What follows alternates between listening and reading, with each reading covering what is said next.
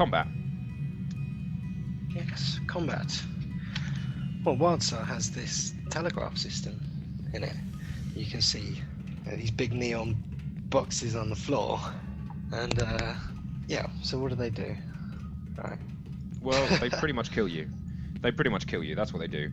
But basically, I like telegraphs, and I'll tell you why I like telegraphs. Because it distills all of the gameplay, all of the movement that you need to be doing in your combat down to big, easy to understand coloured blocks on the floor.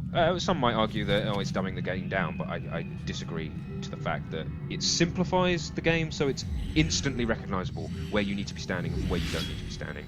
And because of that, they can make it really hard. And I think that's really epic. Yeah, and people say I want to be able to just look at people's animations, and I have to be able to read their animations. But there's only so many people you can look at any one time, and you get those Zerg versus Zerg situations, and you can just look at the floor and instantly understand. But just stay out of all the red stuff. Don't stand in the red. Yeah, absolutely. But the cast time of the particular skill is actually in the telegraph. So you know, as the telegraph sort of shape fills up, that's like its cast time. And then when it gets to the end, you have to. Yeah, it's almost like a loading bar. Yeah. Really awesome, because you know exactly how many seconds you've got. You don't need to sit there and memorize. I mean, you need to know like which skills are definitely worth getting out of and which ones aren't, because you do get that limited amount of dodge. But yeah, telegraph, I'm big fan of. Yes, definitely. But I found that, for anyone who's worried that there are it's just these solid neon blocks of colour on the floor all the time, not every skill is telegraphed. It's only the important ones, especially in PvE. There are certain skills that will come up and you go, oh shit, that's the big skill that I need to dodge. Yeah, that's really good, because it's something that's easily recognisable but not necessarily easily executable. You don't have the excuse of, oh, I didn't see it, because it's big and brightly coloured, and it's relying on your own reaction times and skill and positional awareness of knowing where you should be and knowing where you shouldn't be when it comes to telegraphs. And they hurt if you get hit by a telegraph, because people were worried at first that they weren't doing enough damage, and I think the devs definitely reacted to the comments, and they upped the damage of the telegraphs, so that it gives you that difficult gameplay, because you've only got 2 dodges, you can't dodge them all, and some of them are huge. In fact, some of the shapes of the telegraphs are crazy. It's one of my favourite things when you see this crazy shape on your screen. You think, oh Jesus, how am I supposed to dodge that? All this. The other thing about the telegraphs is they are all manually aimed. So yeah, you might be able to output a shit ton of damage, but if you can't aim your telegraph and get your opponent or the boss or the mob in that telegraph at the right time, then you're going to be doing precisely 0 damage. So it is something that is entirely skill-based. And I don't mean like skills on your bar, I mean like skills in your hands. But in duel situations, if I miss one of my stuns, it's really annoying. It definitely hinders you a fair amount. It's like you need to land those important skills. Yeah, but it's not frustrating annoying, because it's something that you have control of. It's only your own fault that you missed that. Yes, yeah. Okay, so what else do we want to talk about? Interrupt armor? Yeah, interrupt armor. So, I mean, to explain it to anybody who doesn't know what we're talking about, interrupt armor is basically a kind of a buff that either a mob or a boss or a player can get through various skills, whereby you are immune to control effects like snare, root, stun, etc. Your interrupt armor comes in the form of a number. So let's say you're looking at a boss or a mob in the world, and it's got a little 2 next to its name, and so that basically means that it's got immunity for 2 lots of interrupts before the 3rd lot of interrupt will take effect. So if it says 2, that basically means you need to get 3 interrupts on this target at the same time in order to interrupt him. And obviously if you interrupt them, especially if they're casting something, they can be stunned for an amount of time, their health bar goes purple, you do bonus damage while that is happening. And yeah, it adds a level of coordination to group play, because each person can only really have. I mean, generally I have on my engineer. I think I've got like 2 interrupts I can have on my bar at any one time. I'm not entirely sure about other classes, but I think the limit really is like 2. I think it's about 2 per class. And so, you know, if you've got a boss that's got like 4 interrupt armor and you're in a 5-man dungeon, that means everybody, you know, if everybody's got 1 interrupt, everybody needs to be interrupting this boss while it's casting at exactly the same time, or, you know, within a second or so, in order for the boss to actually become stunned. And a lot of, you know, boss mechanics literally rely on that happening, otherwise you wipe the entire raid. So I think it's definitely a really good way of adding cooperative play in a way that you really must cooperate with your team. That, you know, hasn't really been done before. It's good. The fact that we can sort of lead on to the Holy Trinity from that. Yes. It's I miss this cooperation of the Holy Trinity. I'm glad it's definitely back. Yeah, it does feel good when you do your role very well. The Holy Trinity, we're talking tank, healer, DPS. Well, yeah. I mean, if you don't know what A is, well, I'm really sorry. I'm not going to explain it for you. Get out. Find another channel. Yeah. But it is nice to have it back, because and I'm probably going to do this, you know, a lot. But I have to mention Guild Wars, because it was the last MMO we played, and we put a fair amount of time into it.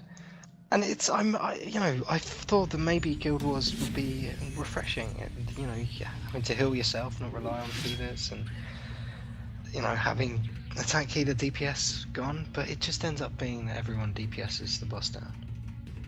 Yeah, I mean, on paper, it sounds good. I mean, you say to me, oh, this MMO's coming out, and, you know, you're never going to be sitting there waiting for a tank, waiting for a healer, because there's no Trinity, and on paper that sounds great. It means, oh, well, that means I can do a bunch more dungeons. But you get there, and you find that the whole experience is kind of a little bit dull, because everybody's kind of playing their own little game, and everyone's like, oh, are you doing all right? Yeah, I'm doing all right. You know, are you doing all right? Yeah, everybody's doing all right. Yeah. Great. Yeah. I'm glad we could cooperate in such an epic way. No, I mean, the cooperation literally died in that game. It's just ended up being a Zerk fest. It's just.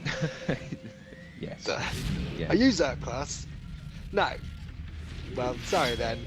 Bugger off. Zerk only.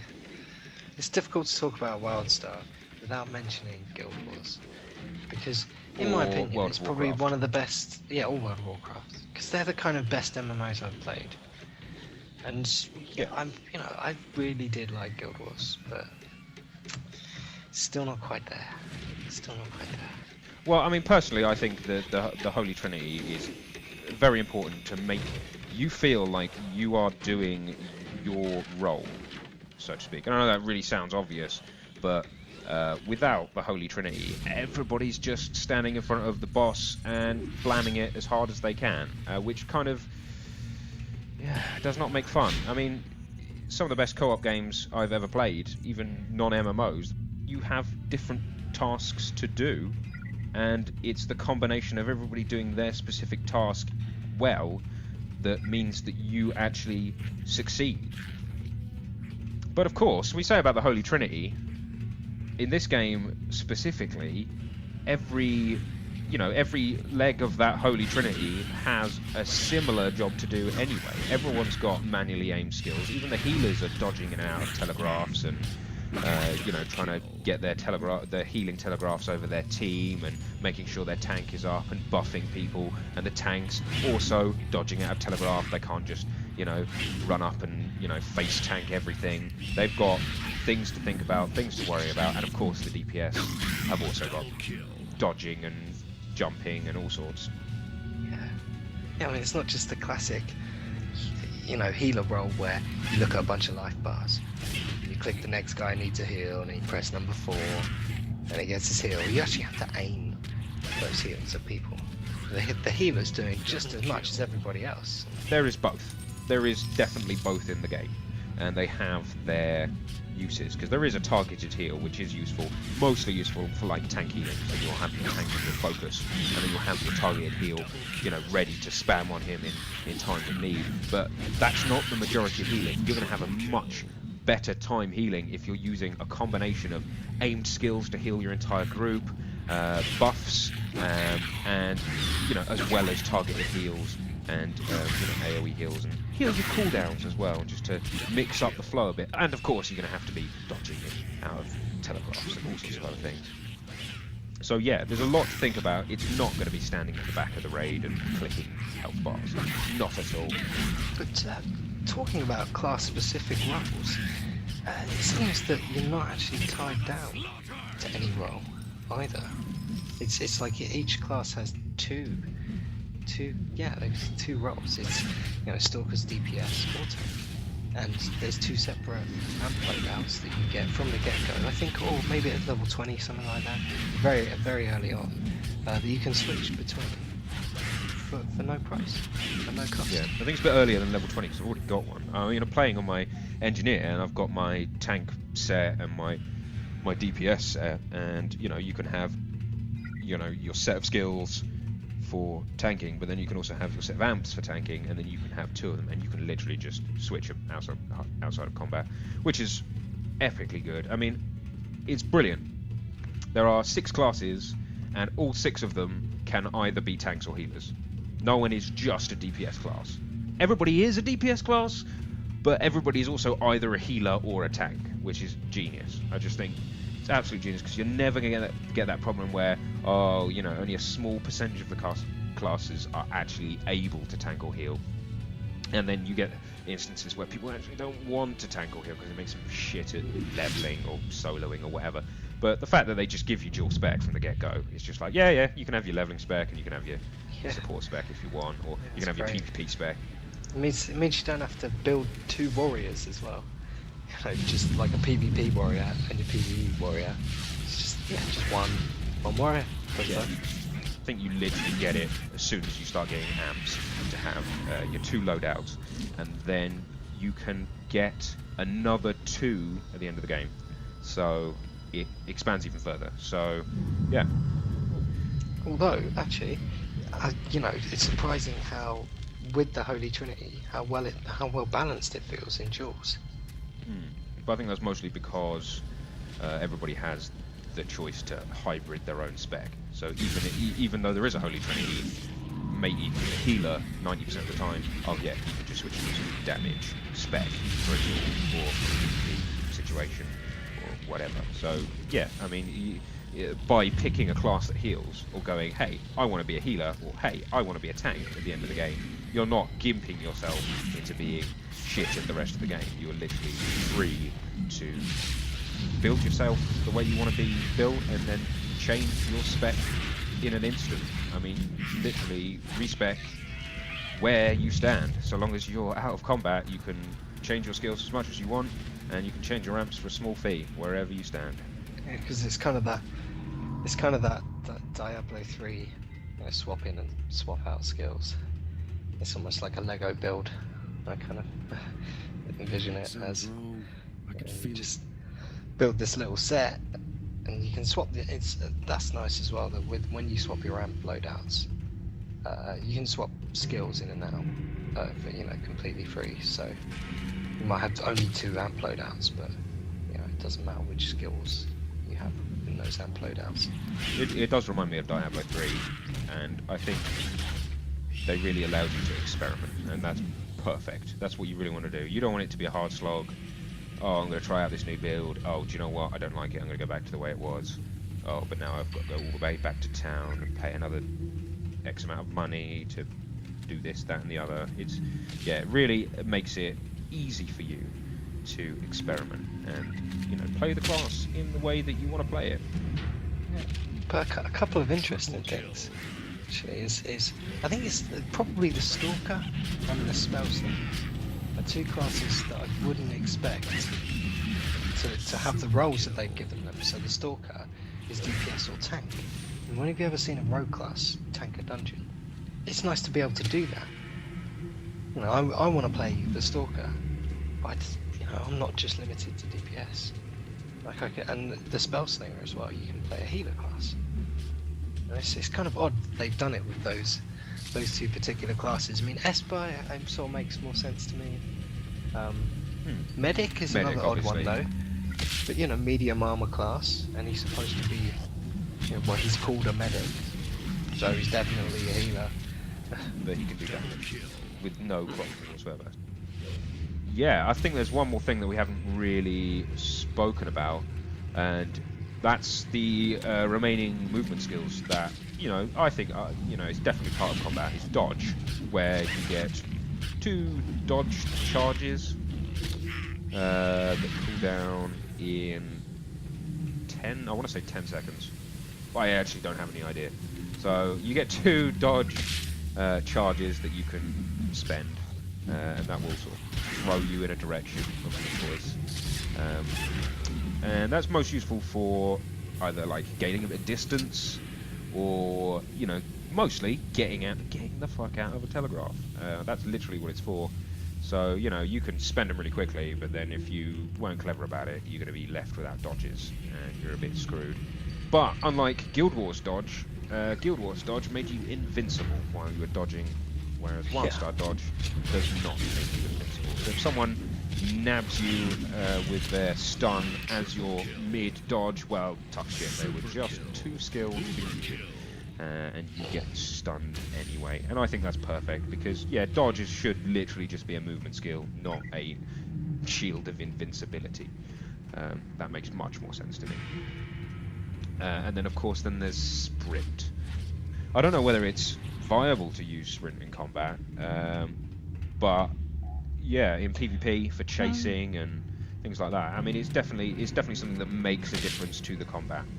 I was surprised with the Stalker class that in stealth you get sprint as well, so you can go a little bit faster. But I do find every class that I've played so far, you can't cast a single spell while you're sprinting, or jumping generally.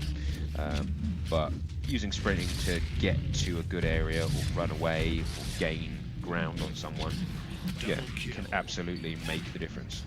I can definitely cast some skills while jumping though. Like my main skill, definitely. But breakout gameplay. Breakout gameplay. Oh, how did we miss this? Breakout gameplay. Genius. So, the devs had a philosophy.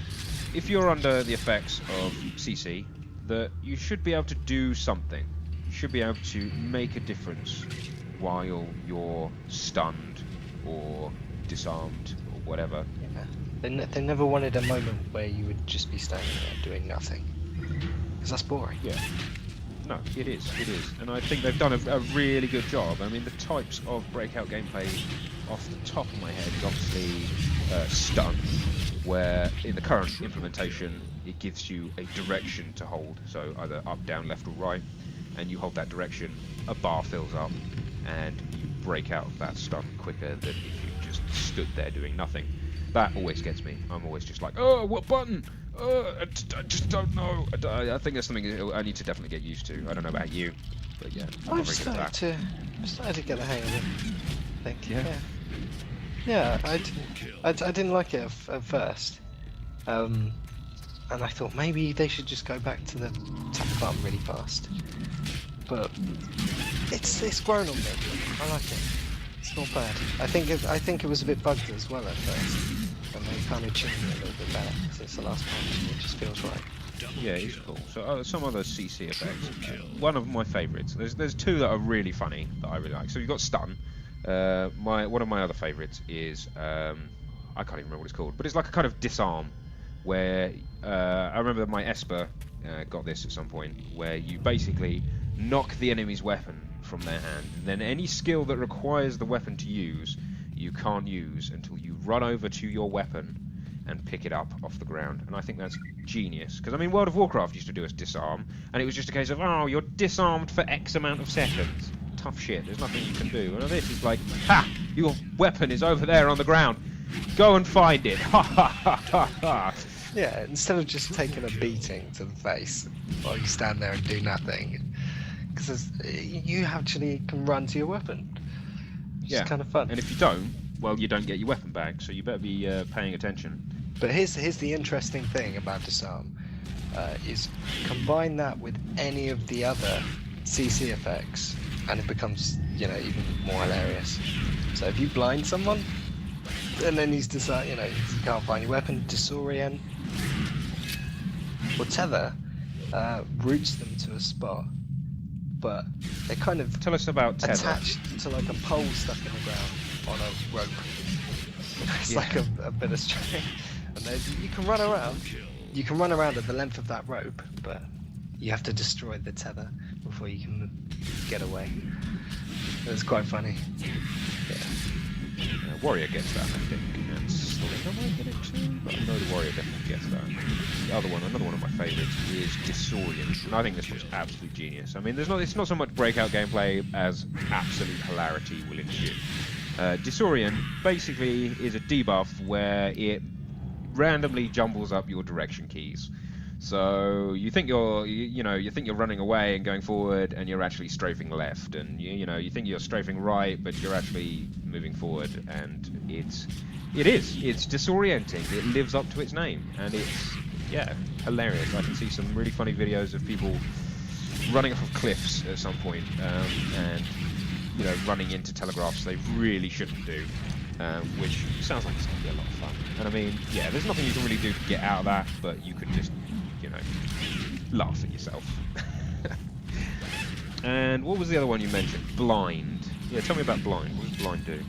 Blind. Well, not only does it fill your screen with blackness, so it pretty much doesn't blind you. You can see just a very small amount, but it reduces your chance to hit things as well. So yeah, literally does blind you. I can't count how many times I've been blinded by some sort of mob, and then they've decided to slap a telegraph right where I'm standing, and I can't see it. I can't see anything. I can see my little chewer bum, and that's about all. And I just sort of stand there, and then I just take the full brunt of this horrible telegraph. And yeah, it really does screw you up. But if you're reasonably clever about it, you can just about see things. But no, it really does. It really does affect your ability to sort of see what's going on.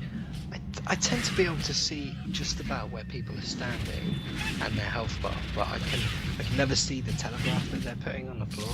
So they're probably putting the worst possible skill down, and I'm none the wiser. Yeah, exactly. I think because the other thing, not only does it blind you and give you a really sort of thin snippet of vision, but it also sort of greys everything out, so it's harder to see the colours on the floor, because that's really what you end up looking for. That's what your brain is trained to be wary of, and if everything's kind of a sort of black and white, you can't really see whether it's telegraphed or not, to be honest. And I think that's, it's good enough. You can still move around, still that tiny slither of vision to try and ascertain what the hell's going on and get the hell out of Dodge, but it fulfills their promise. Yeah, it fulfills their promise of never being in a situation where you can't do anything. At least you can still just about see. So you can still move around. I mean, it is a control effect. I mean, what do you want? What do you want? Free beer and a massage? No, you're still going to get controlled. It doesn't totally blind you. That's the important thing. That's what I'm trying to get at. And I think the last control effect is root.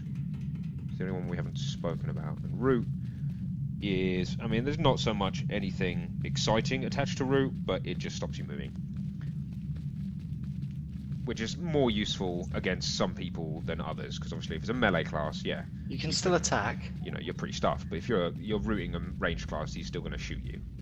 So it's more effective against some people than others. Yeah, I mean, I don't completely understand root, because it does feel like I'm standing there doing nothing. But I get, you can still do your skills. Yeah, I mean, you can heal yourself, buff yourself.